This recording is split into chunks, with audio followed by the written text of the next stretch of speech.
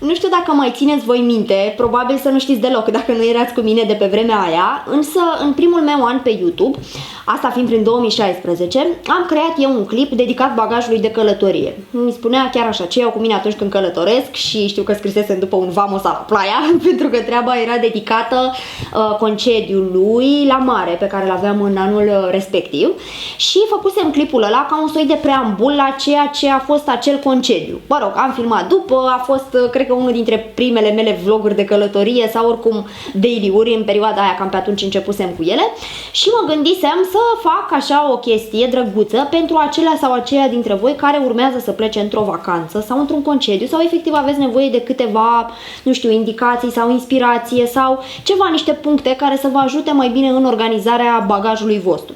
Pentru mine bagajul a devenit o corvoadă, nu mai sunt deloc fan al îndeletnicirii ăsteia. Era o perioadă când îmi plăcea să stau să gândesc, nu știu ce ținute, ce iau la mine, stai să vezi, aia făceam liste, în continuare fac liste, cred că v-am mai spus chestia asta, că la mine totul se notează de la dusul gunoiului până la, nu știu, bagaj sau plătit facturi sau altele de genul ăsta, chiar și unele zile de naștere le notez pentru că, hei, uit, dar atunci era mult mai plăcut să fac bagaje. În prezent nu mai îmi place atât de mult, poate și pentru că în prezent călătoresc puțin mai des și a devenit o chestie mai uzuală și am avut câteva probleme, s-a întâmplat să îmi lipsească chestii din bagaj, s-a întâmplat să nu mă coordonez bine cu vremea, să nu iau la mine ce trebuie, mă rog, în general am temeri când încep să-mi fac bagajul pentru că mă gândesc că e posibil ca ceva să nu meargă bine. Dar ca să ajung și la actualitate, m-am gândit ca pentru asta să fac o variantă actualizată a acelui clip cu bagajul de călătorie și să vă povestesc ce aș lua cu mine în 2018. Pentru că lucrurile astea se schimbă, evoluăm bineînțeles, așa cum s-a schimbat și stilul de filmare, de editare, materialele, nu știu, conținutul bagajului meu, ce folosesc, ce por și așa mai departe, e normal să apară o actualizare și să apară și lucruri noi și pe capitolul ăsta. Așa că asta vom face în clipul de astăzi. Vreau mai întâi să fac un intro, așa, în care să vorbesc cu voi, să vă povestesc, să vă introduc, să vă vâr în poveste, după care am să mut camera deasupra bagajului ca să vedeți exact ce pun acolo. Ideea fiind să înțelegeți că e ca mai toate clipurile, dar trebuie să menționez, e ceva subiectiv și nu e neapărat să faceți exact așa, adică dacă voi nu luați lucrurile astea în bagaj sau dacă vi se pare că unele sunt prea puține, prea multe, treaba voastră. Eu vorbesc strict în numele meu în ideea de a da câteva indicații pentru aceia care aveți nevoie și sunteți la fel ca mine căpiați și nu mai puteți cu bagajele. M-am gândit la asta că fiind vară, iunie e chiar perioada, concedii, vacanțe, party, lumea pleacă, se distrează și poate vă va fi de folos. Și în cazul în care auziți că bat în ceva, să știți că sunt cu un troller pe picioare, am trollerașul ăsta. Direcția în care vreau să merg cu materialul ăsta este cumva împărțită sau orientată înspre călătoriile cu avionul, dar nu exclusiv, adică nu trebuie neapărat să te uiți la clipul ăsta doar dacă mergi cu avionul. Principiile astea pot fi puse în practică și pentru cineva care călătorește cu trenul sau pentru cineva care călătorește cu mașina. Dar îndeosebi am împărțit, ca să zic așa, pe bagaj de cală și bagaj din ăla de mână, băgăjel din ăla micuț. Și ca să începem întâi cu ăsta, voiam să vă povestesc o chestiuță foarte drăguță ce am pățit-o eu, ca să știți pe viitor în cazul în care aveți problemele astea. Există două tipuri de bagaje pentru avion. Sunt acele bagaje de mână, adică cel care rămâne cu tine pe tot parcursul călătoriei, nu-l predai nicăieri, iar cealaltă parte a bagajului este bagajul de cală, cel pe care în momentul în care ajungi la aeroport îl predai unui funcționar acolo la ghișeu la aeroport, îl va lua și îl va pune undeva în avion într-o zonă care nu are legătură cu locurile unde veți sta, adică pasagerii nu au acces la acea zonă, îl recuperezi acest bagaj abia în momentul în care te-ai dat jos din avion și ai terminat procedurile de înregistrare, ca să zic așa, în țara în care ai ajuns. Știu că mulți dintre voi știți deja lucrurile astea și nu încerc să vă plictisesc, dar la fel sunt ferm convinsă că există și oameni care încă nu au avut parte de experiența asta și spun lucrul ăsta pentru că am mai filmat. Cred că anul trecut a fost acel clip în care vă spuneam în mare despre călătorii. Nu era vorba despre bagaj acolo, dar vă spuneam cum îmi planific eu călătoriile, de pe ce site-uri îmi iau biletele, cum fac cu cazarea, nu știu, informații din astea de ca să meargă totul un piculeț mai ușor în momentul în care ești la aeroport sau cum te descurci ușor într-o țară străină, să zicem. Și atunci am primit niște comentarii de la oameni care erau un pic poate nu neapărat plictisiți, dar li se părea că informația deja e uzată. Pe lângă ăștia au fost mult mai mulți cei care mi-au mulțumit și s-au bucurat de informații, căci nu au avut acces la avion până acum și poate mai sunt printre noi oameni care nu știu și de asta încerc să explic acum, ca să știți despre ce e vorba atât cu calea cât și cu bagajul de mână. Revenind, bagajul de cală. Când începusem eu să călătoresc cu avionul, eram mega super încântată de bagajul meu și am făcut prostia de a-mi cumpăra niște trollere super frumoase, erau foarte drăguțe, colorate, vesele, cu dungulițe pe ele, au costat și o poală de bani și eu îmi imaginam că, mamă, cât de tare, uite-te la ele, am făcut o investiție, super afacere, stai să vezi, o să-mi reziste nu știu câți ani și o să călătoresc cu stil chipurile. Dar nu, lucrurile nu funcționează așa, pentru că, într-adevăr, rămâne la tine bagajul mic, depinde și de compania aeriană cu care zbori, dar, în mod normal, bagajul mic rămâne la tine, ai tu grijă de el, treaba ta ce ți-ai pus în el, n-ar trebui să ai probleme. Dar acela de cală, despre care vă spuneam, că îl predai la momentul la care ajungi la aeroport, cu ăla sunt ceva probleme, pentru că tu nu-l mai vezi câteva ore, iar în alea câteva ore se pot întâmpla diverse, mai ales în condițiile în care nu ai asigurare pentru bagajul tău, se poate întâmpla să dispară diverse lucruri de acolo, s-au mai întâmplat cazuri de genul ăsta. Se poate întâmpla să ți se piardă bagajul, mai ales dacă ai escală, să spunem că vrei să ajungi în state, nu există zbor direct București, nu știu, New York, Detroit, Los Angeles și așa mai departe. Trebuie să ai escală pe undeva. În momentul în care ai această escală și se face transferul bagajului dintr-un avion într-altul, se poate întâmpla, sunt șanse chiar mari, să ți se piardă acest bagaj, să ți se rătăcească. Posibil să-l recuperezi mai târziu, dar e un risc pe care ți-l asumi. Ce am pățit eu, în primul rând cu trollerele minunate despre care v-am spus, mi-au fost trântite, bușite, făcute praf, deci toată frumusețea aia de bagaj de care eram eu atât de încântată și de mândră, n-a mai arătat așa, pentru că în momentul în care este predată din avion ca să ajungă pe bandă, să recuperezi bagajul, ăia care mânuiesc bagajele le trântesc, le bușesc, le pun acolo, să nimeni se uite să ți-l bibilească pe al tău, să-l pună delicat că ăsta e mai frumos și ăsta e mai urât. Nu, se pun toate la grămadă și se întâmplă să se bușească, să se rupă, să se crape. Mi s-au întâmplat toate astea și chiar o să vă arăt la cel pe care l-am astăzi, să vedeți că e îndoit undeva. Pe lângă asta mi s-a întâmplat să mi se fure, cum să-i spun, era un fel de etichetă, o chestie super, super drăguță, un fel de tag, ca să-i spun așa, în engleză, pe care erau trecute datele mele acolo. Era trecut numele, numărul de telefon și adresa, în cazul în care se întâmplă să se rătăcească bagajul, să știe persoana la care ajunge, dacă are bune intenții, să mi-l și returneze, trăiți arție. Numai că bagajul a ajuns bine mersi, numai că la momentul la care l-am recuperat de pe bandă, nu mai avea tag-ul ăla, pentru că cineva mi-l furase, probabil dintre cei care mânuiesc bagajul. Și era foarte frumos, era o chestie de la Benefit, era o chestie din asta de călătorie, ceva dintr-o piele verde, cu un scris colorat, era ceva foarte frumos, foarte estetic și mi s-a furat ăla.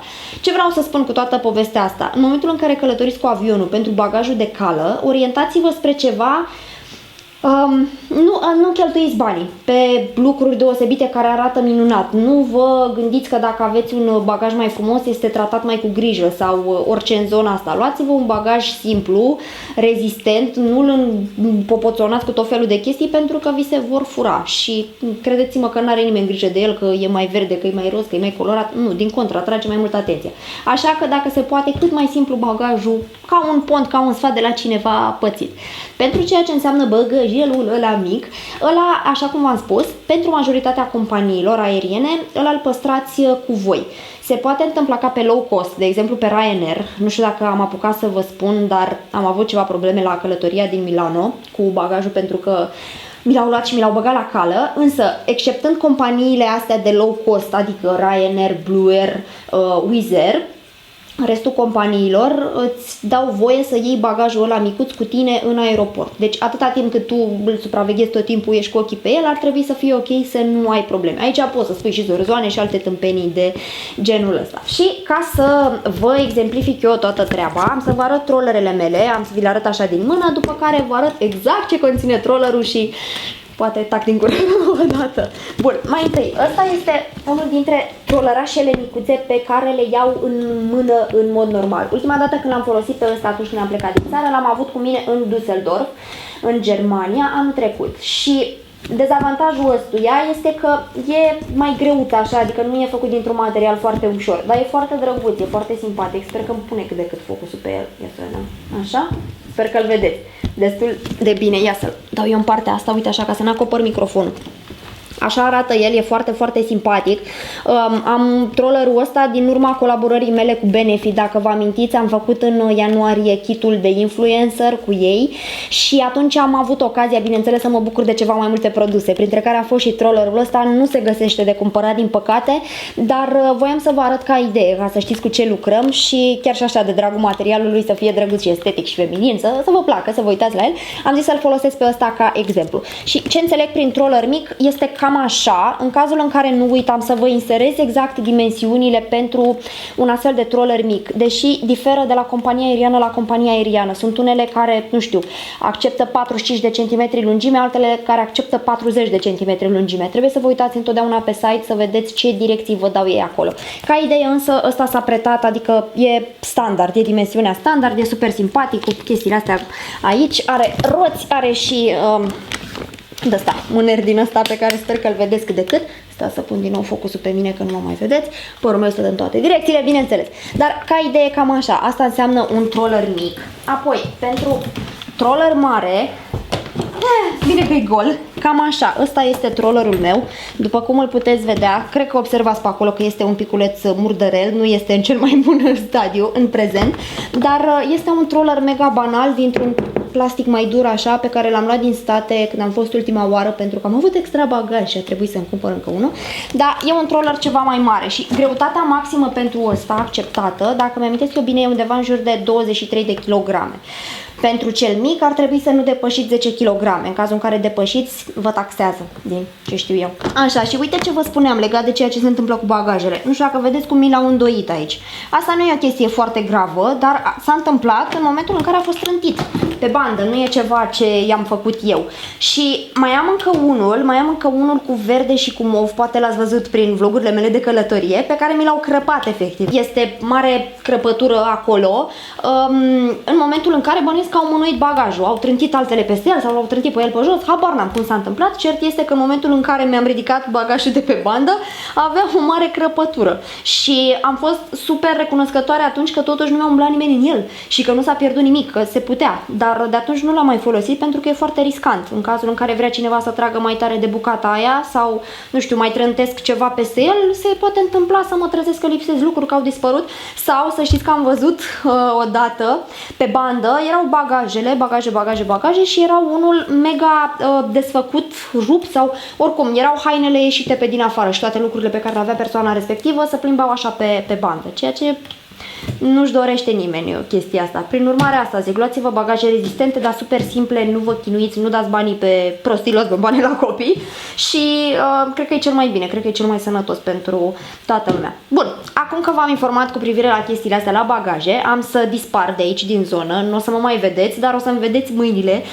așezând exact acolo lucrușoare în bagaj și am să vorbesc cu voi pe măsură ce vă arăt ce iau la mine pentru ceea ce ar însemna o călătorie, să zicem, de vreo săptămână. Cred că la momentul la care vedeți voi chestia asta, știți deja că sunt plecată la Paris în concediu pentru anul ăsta și am încercat să direcționez clipul pe zona asta, așa cum am spus, avion, pentru vreo săptămână. Ce mi-aș lua în mod normal la mine pentru vreo săptămână? Nu știu dacă bagajul meu va rămâne în formă finală, așa, dar ca idee să ne orientăm cât de cât. Bun, vă las să vă uitați, vizionare plăcută și vă zic la final că vă mulțumesc că v-ați uitat și toate cele, așa că hai!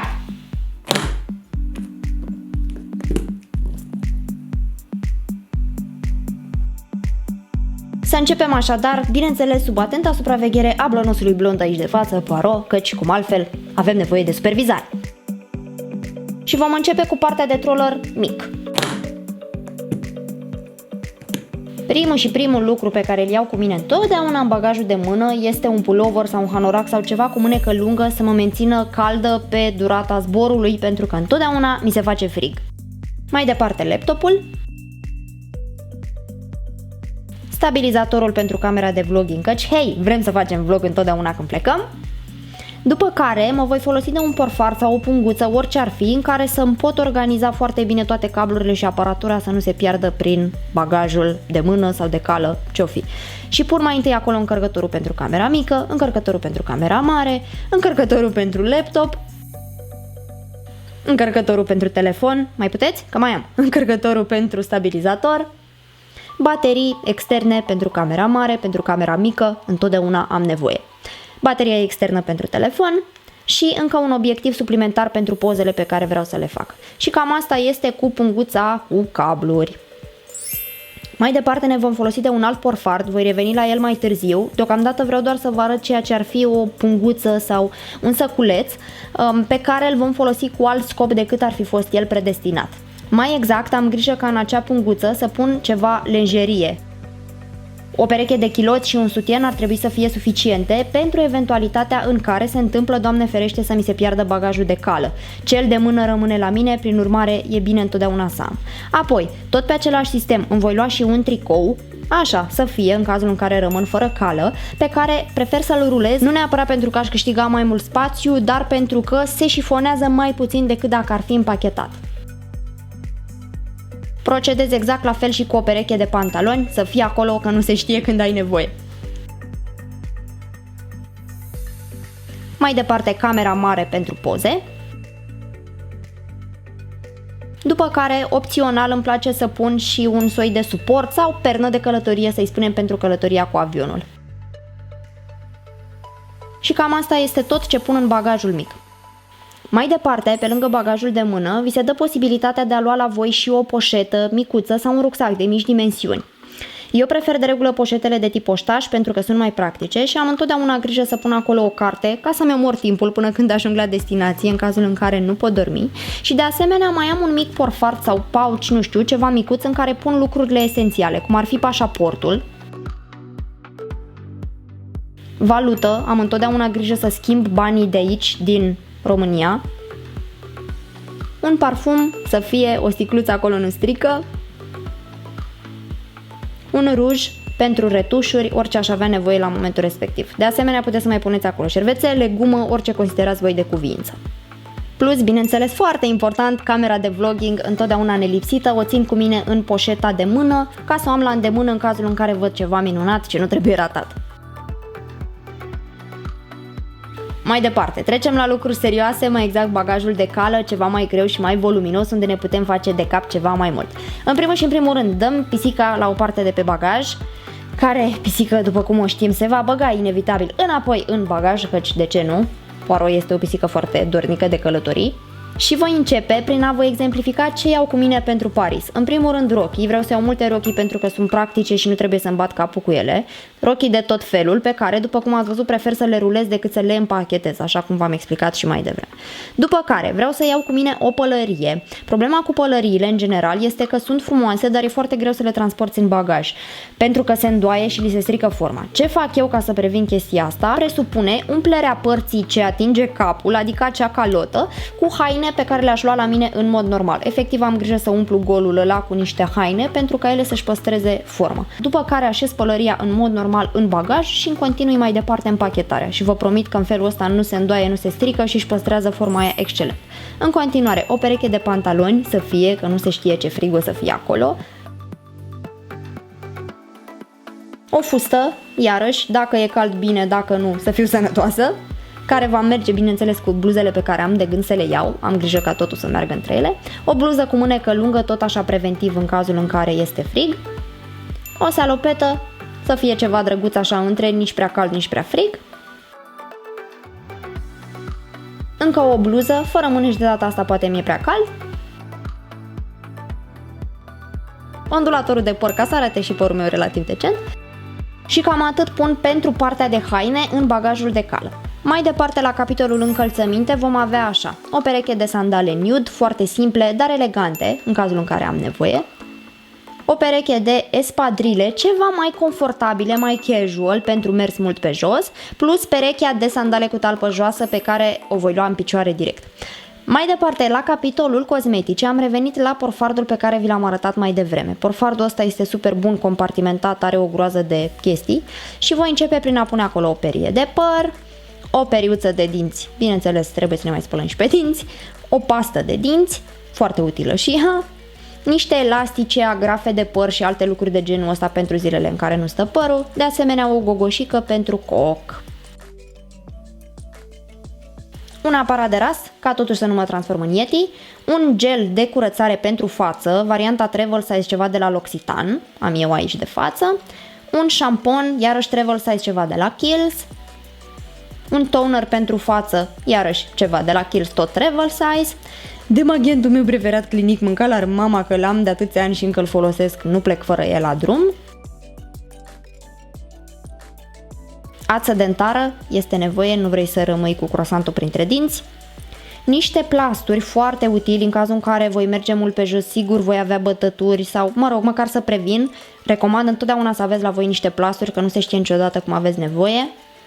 Și cam asta ar fi în prima parte a acestui porfart. Mai departe, am luat și niște măști de față cu dispozitivul ăla drăguț de la Foreo, care îmi super place. O cremă pentru față, e mai mult un gel, dar e foarte bună pentru că nu lasă peliculă. Am mai pus niște tampoane absorbante acolo să fie. Medicamente, foarte important, luați-vă la voi medicamente, ce aveți prin casă, câteva acolo să fie, că nu se știe, Doamne ferește, cum aveți nevoie și nu aveți de unde lua. O cremă cu factor de protecție solară. Și am terminat cu primul porfart, cel în care am produsele de îngrijire. Mai departe, am mai luat un porfart mai micuț în care voi pune produsele de machiaj, fondul de ten, un primer pentru față, o pudră pentru față, în cazul ăsta de la MAC, un concealer, un blush de la Too Faced, burețelul de aplicare a fondului de ten, zbang, zbang, zbang, știți ce zic? Le mai așezăm un piculeț acolo, un tuș pentru ochi preferatul meu de la Guerlain, bineînțeles, un creion pentru sprâncene Goof Proof de la Benefit, clasic, o mascara, în cazul ăsta Maybelline Colosalul, două pensule, una pentru pudră, una pentru blush, bronzer, și cam atât. Ăsta este tot porfartul de cosmetice. După care, pentru bijuterii nu iau mare lucru la mine, vreau doar să am așa câteva mici accesorii pe care am grijă să le pun într-o punguță ca să nu se amestece sau piardă cu restul lucrurilor. Am un ceas, o pereche de cercei și câteva inele, mai mult decât suficient. Revenim apoi la trollerul mare și le adăugăm în același compartiment cu pantofi.